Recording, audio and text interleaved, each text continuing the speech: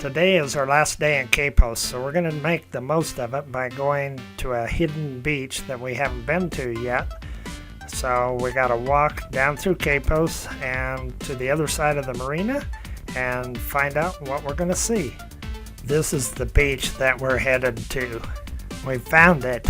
It's a beautiful little cove that's protected from the surf with a rocky beach. So the water is nice and clean. We had a great time swimming in it until Megan stepped on a sea urchin and that hurt her foot. There was this cool play area for children out on the point, so that's a kind of a nice feature there. One of the cool things, we saw this sloth in a tree that was really low, not the kind of tree that they eat leaves from, but he's just resting on this branch there. And here he moves just a little bit, but they don't move too much. The kayaks were not open for business when we were there. It was really fascinating to watch the ocean currents and waves churning around all these rocks, this rock formation. It could be dangerous if you were swimming in it. We had a great experience in Costa Rica. We highly recommend it. It's fun to watch the waves come into these little tiny coves and how it interacts with the rocks and everything. Beautiful, beautiful area. Unfortunately, Megan stepped on a sea urchin that poked into her foot and she couldn't walk. It was very sore, very painful. So we went over to this police station by the marina and they were trying to help us. Eventually they called a taxi for us to help us get back to our Airbnb. Fortunate for Megan, we were able to get a taxi ride back to our Airbnb. And when we got there, we had a surprise. We saw this green iguana. He must be turning green to camouflage with these green walls. He tried jumping, but he was rejected. He's gonna make it this time. Yeah, he made it to the top of the wall, and then he climbed over to the neighbor's fortress. You'll notice that even if you have rusty tin roofs and shacks, you always have a fortress fence around it.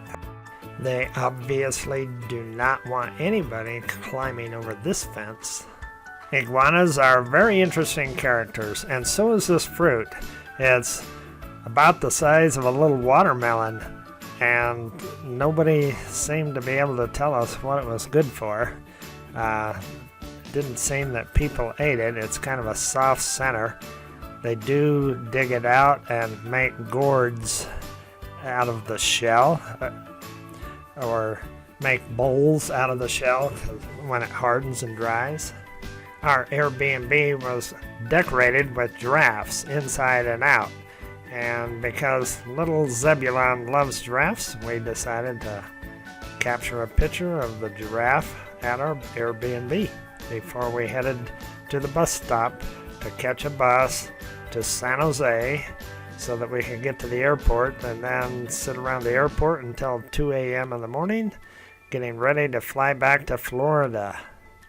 Along the route, we saw new countryside, and this video will give you some idea of the countryside, what the houses look like as we go along the coast headed north, and eventually over to San Jose, which is about a 3 or 4 hour bus ride.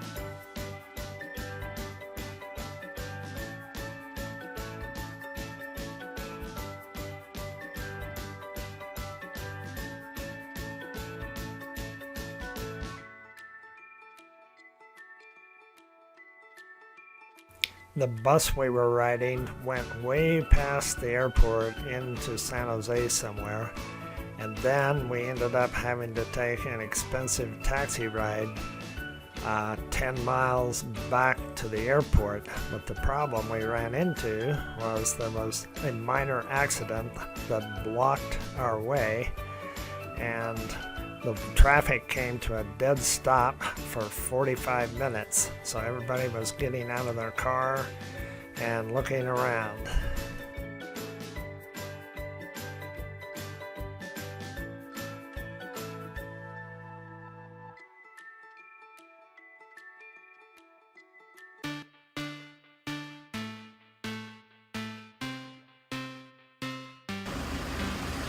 We're on our trip to the airport.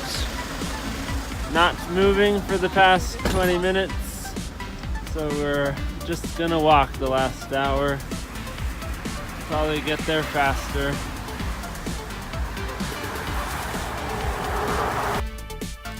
Our bus ride from Quepos back to San Jose took us up this coast highway all the way to Jaco, and then up this highway 34, and then circled back to the east into San Jose, and we went past the airport a long ways and ended up having to come back to the airport through unbelievable traffic. Here's the airport, and Sherry and Megan waited for us here while Gary and I walked down and underneath this freeway and over to Walmart to buy some food, and then came back to the airport to wait till 2:20 in the morning so that we could get on an airplane to Fort Lauderdale.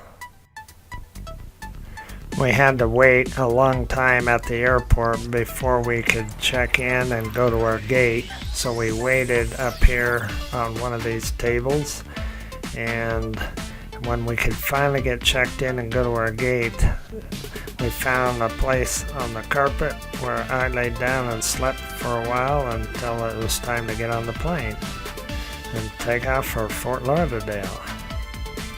When we landed in Fort Lauderdale, the first thing we had to do was go through customs, and that takes an hour or two to get through customs, and then we still had a 6-hour layover, so we had a lot of time to kill.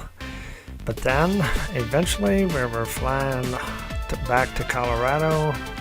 You can see out the window that we had snow in some places, and in others we didn't have any snow.